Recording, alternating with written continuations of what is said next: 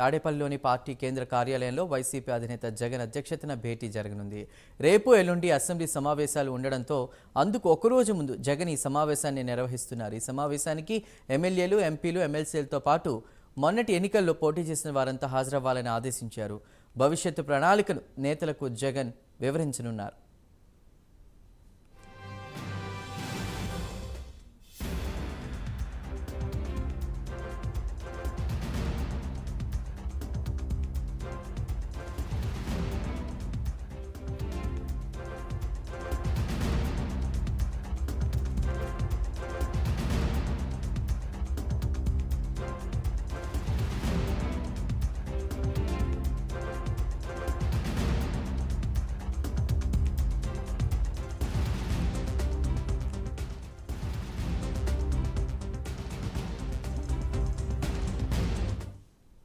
మరి కాసేపట్లో వైసీపీ కీలక సమావేశం జరగనుంది. తాడేపల్లిలోని పార్టీ కేంద్ర కార్యాలయంలో వైసీపీ అధినేత జగన్ అధ్యక్షతన ఈ భేటీ జరుగుతోంది.